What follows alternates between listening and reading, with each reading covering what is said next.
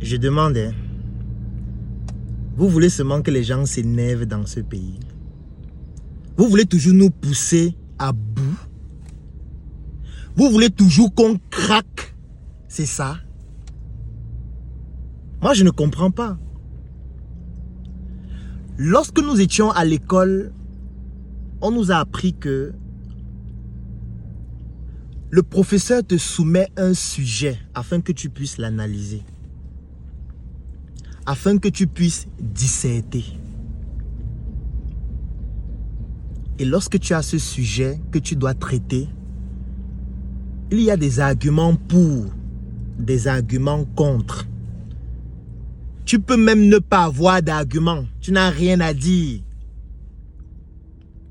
Je ne comprends pas comment, lorsqu'un phénomène se produit, vous voulez que tout le monde soit pour ou que tout le monde soit contre. Moi, je ne comprends pas parce que, au final, l'école nous a donc servi à quoi? Aujourd'hui, nous avons une problématique qui se pose sur la table. Les opérateurs de téléphonie mobile nous produisent une qualité de service qui est médiocre. Tout le monde le sait. Ce n'est pas aujourd'hui qu'on le sait. Si vous partez sur les pages des opérateurs de téléphonie mobile, vous allez voir toujours en commentaire: qualité de service médiocre, mon crédit qu'on a coupé, je n'ai pas accès à Internet, le réseau ne fonctionne plus, c'est instable. On le sait depuis des années. C'est juste que nous sommes arrivés à un niveau où on en a ras-le-bol. On n'en peut plus, on craque. Moi, je vais prendre un exemple sur moi. Internet est l'un de mes outils indispensables de travail. Je produis des vidéos chaque jour depuis pratiquement 9 ans. J'ai plus de 10 000 vidéos sur Internet. Et je poste presque toujours mes vidéos en haute définition, comme cette vidéo qui sera postée en haute définition. Et lorsqu'on parle de haute définition, c'est-à-dire de HD, ça veut dire que la vidéo pèse beaucoup. Parfois, une seule vidéo que je poste sur Internet peut peser 1 giga. 1,5 giga. Je ne parle pas des documentaires, je ne parle pas des reportages qui parfois pèsent 3 gigas, 4 gigas. Ça veut dire que parfois tu te retrouves en une journée en train de mettre des datas de 4000, de 5000 chaque jour. C'est un budget important parce que la connexion Internet coûte cher. Donc lorsqu'on parle des prix exorbitants, je ressens ça dans ma chair. Oui. Je ressens ça dans ma chair. C'est pour ça que si on me demande de disserter, je vais voter pour l'argument pour. Sauf que je mets en perspective le fait que lorsqu'on vote pour l'argument pour le boycott, parce que moi je suis pour le boycott. Je ne suis pas en train de tergiverser. Je suis pour le boycott. Mais ce boycott-là est un processus qui doit se dérouler en 3 étapes. Comme je l'ai dit dans le texte que j'ai publié hier. La première étape, c'est le boycott. Le but, c'est de montrer qu'on en a marre, qu'on n'en peut plus. On est exaspéré. On n'en peut plus, on est en train de craquer, on est en train de crever. Parce qu'on a payé pour un service, on a le droit de bénéficier d'un service de qualité. Ça, c'est la première étape du boycott. Ça n'aura pas forcément un impact retentissant, mais le but, c'est de transmettre un message, c'est de montrer que on n'en peut plus, il faut que les choses s'améliorent. Sauf que ce n'est pas la seule étape. Il y a une deuxième étape. Cette deuxième étape, c'est d'arrêter de pleurer seulement. On ne pleure pas, c'est interdit de pleurer. Il faut qu'on propose nos propres solutions. C'est ce que j'ai appelé une solution en aval. Ça veut dire que si 1 million de Camerounais décident de mettre chacun 100 000 francs, ça donne 100 milliards. Avec 100 milliards, on peut commencer à implémenter des solutions. On peut même lancer un satellite dans l'espace. On est allé à l'école faire quoi? La physique qu'on apprend, les mathématiques qu'on apprend, c'est pour faire quoi? Vous allez me dire que c'est difficile. Oui, l'école sert à résoudre des problèmes difficiles. Nous sommes des Africains intelligents, en plus des Camerounais. On se vante de dire que nous sommes un continent. Créons donc des propres solutions pour résoudre nos problèmes. C'est ce que les autres ont fait. Ça, c'est la deuxième étape du boycott. Donc, première étape, on boycotte pour montrer qu'on en a marre, comme ce qui a été fait aujourd'hui. Deuxième étape, on propose et on implémente nos propres solutions que nous allons financer nous-mêmes. Parce qu'il ne s'agit pas de se mettre en route, de dire que aidez-nous, on cherche les financements. Non, chacun de nous va mettre un peu d'argent de sa poche pour financer cette solution que nous allons implémenter afin qu'elle puisse être compétitive par rapport à ce que les autres font. Et comme nous serions nombreux à mettre en place cette solution, nous allons être obligés de la soutenir. Si nous sommes 1 million de personnes à mettre sur pied une solution pareille, on aura l'obligation, c'est 1 million de personnes à utiliser ce réseau, à mettre des data dans nos propres réseaux, ce qui va faire en sorte que ça va nous permettre d'avoir plus d'argent pour améliorer notre réseau et être compétitif par rapport à ce que les autres font. Et la troisième étape de la solution, ou plutôt du boycott, c'est ce que j'appelle la solution en amont. C'est-à-dire qu'il faut mettre en place un lobbying politique. Il faut interroger la politique de ce pays. Parce qu'il faut qu'on influence nos députés, nos sénateurs, nos dirigeants, pour leur faire comprendre que, mes chers amis, vous êtes au service du peuple. Vous devez permettre au peuple de ne pas tomber dans le ras-le-bol. Permettez au peuple d'avoir une connexion Internet de qualité. Parce que c'est vous qui contrôlez l'agence de régulation des télécoms. C'est vous qui contrôlez Camtel. C'est vous qui votez les lois.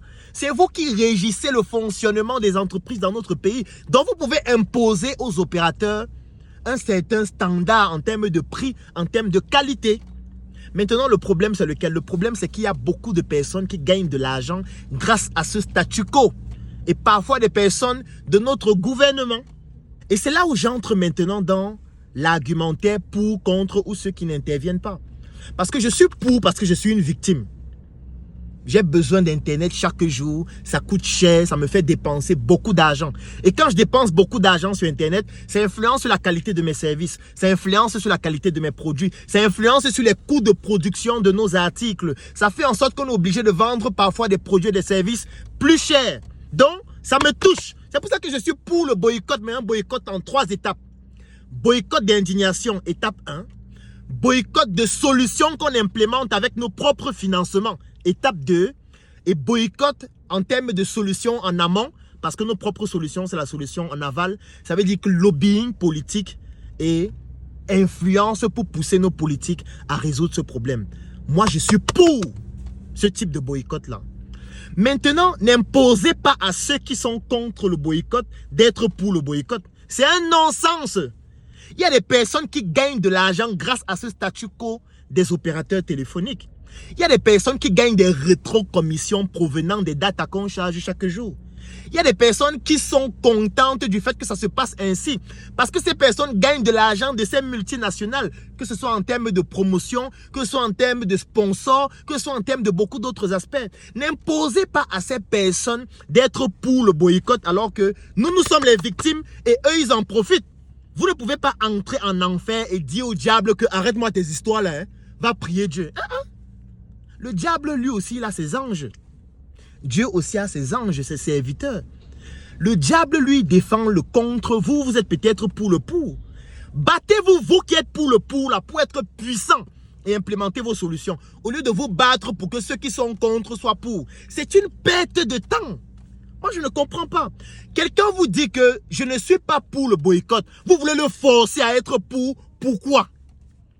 Si vous êtes sain à être pour, mettez-vous sain, soyez puissant, implémentez les solutions. Si ces solutions sont pertinentes, on va suivre. Vous connaissez un pays où toute la population s'est mise ensemble, d'accord sur un point, afin d'implémenter une solution. Ça n'existe pas. L'unanimité n'existe pas. On ne peut pas être tous d'accord par rapport à quelque chose parce qu'on n'a pas les mêmes intérêts. Donc vouloir militer pour pousser ceux qui ne sont pas d'accord à être d'accord, c'est une perte de temps qui ne nous permet pas de nous concentrer sur nos propres enjeux. Nous qui sommes pour, on a nos enjeux. Ceux qui sont contre ont aussi leurs enjeux. Il y a aussi ceux qui ne disent rien. C'est de leur droit. Moi, je ne comprends pas comment on est dans une société où on veut imposer plutôt la dictature. Parce que vouloir forcer ceux qui sont contre à être pour, c'est une manière d'imposer une certaine dictature. Ça veut dire qu'il n'y a plus de liberté d'expression, de liberté d'opinion. Tout le monde n'a pas les mêmes intérêts. Ça veut dire que nous qui chargeons les datas chaque jour, là, pendant que tu prends 1000 francs, tu charges tes datas, il y a quelqu'un qui reçoit ces 1000 francs-là et eux, ils se partagent ça entre eux. Pourquoi vous voulez qu'ils soient pour le boycott de ce qui leur permet de gagner de l'argent et de s'enrichir chaque jour? Pourquoi vous voulez qu'ils soient pour?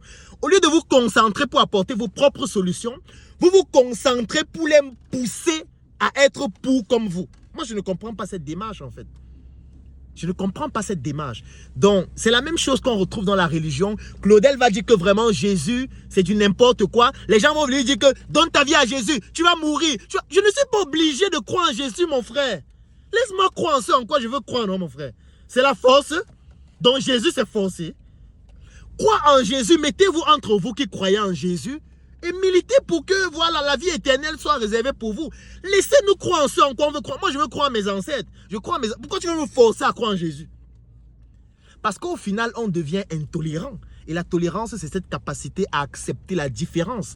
À accepter que l'autre n'a pas le même point de vue que nous. L'autre pense autrement que nous. L'autre n'a pas les mêmes intérêts que nous. Il faut qu'à un moment donné, on arrête. Moi, je suis pour un boycott en 3 étapes. 1, l'indignation, comme ce qui a été fait aujourd'hui.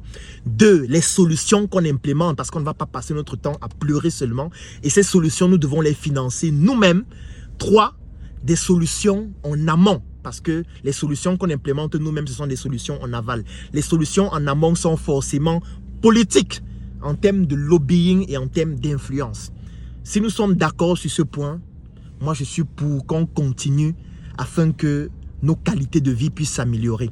Comme je dis toujours, il n'y a aucune révolution qui s'est produite dans la paix. Moi, je n'en connais pas. Même Thomas Sankara est arrivé au pouvoir par coup d'État. Et le coup d'État, ce n'est pas qu'on te donne un jus d'ananas. Tu bois et on te dit que ok, laisse-moi entrer au pouvoir. Non.